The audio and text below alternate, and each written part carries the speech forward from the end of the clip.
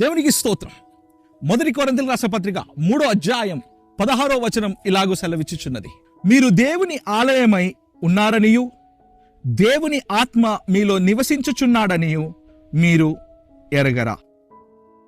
దైవజనమా, నీవు దేవుని ఆలయమని నీవు ఎరగవా? పరిశుద్ధ ఆత్మదేవుడు నివసిస్తున్న ఒక స్థలం అని నీవు గుర్తెరగవా? ఈ వాక్యం అనేకసారి మనం చదువుతూ ఉంటాం. చదివిన వాక్యమే.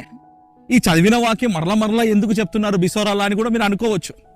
కానీ ఇది జ్ఞాపకం చేస్తా ఉన్నది మిమ్మల్ని. ఏంటి తెలుసా? నీవు దేవుని ఆలయమై ఉన్నావు. ఈ ఆలయమును నువ్వు పాడు చేస్తే దేవుడు నిన్ను పాడు చేస్తాడని మనం వాక్య భాగంలో చదువుతున్నాం. మీరు దేవుని ఆలయం ఉన్నారు. దేవుని ఆలయమై ఉండడం అంటే అంత ఆషామాషి కాదు.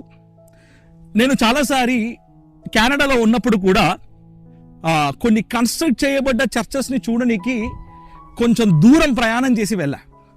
ఎంత అద్భుతంగా ఉన్నాయంటే ఆలయములు చూడట కొరకు అద్భుతంగా ఉన్నాయి. అప్పుడు వెంటనే ఒక చర్చ్ దగ్గరికి వెళ్ళి నేను అక్కడ నిలబడ్డప్పుడు నా లోపట దేవుని ఆత్మ నాతో మాట్లాడుతున్నారు, నువ్వు ఈ ఆలయం ఏం చూచుచున్నావురా, నీవు అనే ఆలయమును చూడు. నేను ఈ ఆలయం కాదు ఇప్పుడు నివసించుచున్నది, నేను నివసించుచున్నది నీవు అనే ఆలయములో. అప్పుడు నాకు జ్ఞాపకం వచ్చిన వాక్యమే కొరింథీయులకు రాసిన పత్రిక 3వ అధ్యాయం 16వ వచనం. నీవే దేవుని ఆలయం అని నీవు తెలియదా?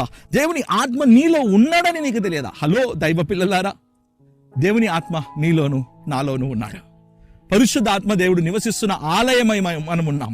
ఎంత అదృష్టవంతులం కదా. ఒకసారి ఆలయం ఎంత ఖర్చు అయింది అని ఆలోచిస్తే కోట్లు ఖర్చు పెట్టారు దాన్ని కట్టుట కొరకు. అంతకన్నా వెల కట్టి, అంతకన్నా విలువైన ఆయన రక్తమును చిందించి ఆయన నిన్ను నన్ను కొనుక్కున్నాడు.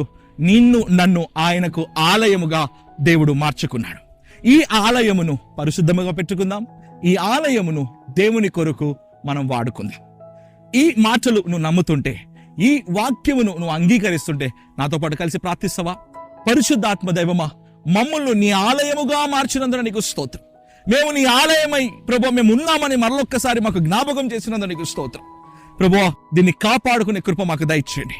ప్రభు పరిశుద్ధంగా బ్రతికే కృప మాకు ఇవ్వమని, పరిశుద్ధాత్మదైవ ఈ వాక్యం ఎందరైతే వింటున్నారో, ఎందరైతే ఈ వాక్యంను ప్రభు అంగీకరిస్తున్నారో వారందరూ ఆలయమై ఉన్నారని వారిని ప్రభు నువ్వు జ్ఞాపకం చేస్తున్నందుకు నీకు స్తోత్రం. మమ్మల్ని కడగండి, శుద్ధీకరించండి.